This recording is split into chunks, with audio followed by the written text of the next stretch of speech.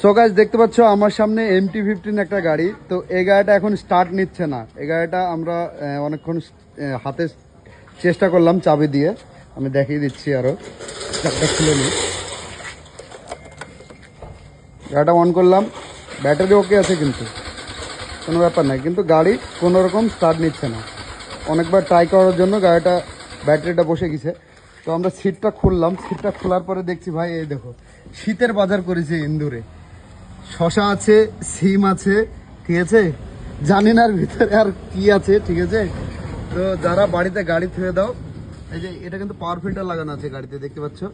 এখানে স্পাইডারম্যানে বাসাও করেছে অনেক। আর নিচে আছে শশা, গাজর, মানে খিদে লাগলে ওগুলো বসে বসে খায়, ঠিক আছে। তো এখন গাড়িটা আমরা আরো খুলবো, খোলার পরে ভিতরে দেখবো কি কি কেটেছে না কেটেছে, তারপরে অল চেকিং হবে। এইদিকে দেখছি আর একটা সিম, এদের মনে হয় সিমের এই তোদের সিমের আছে নাকি, সিমের ভুই আছে তার জন্য।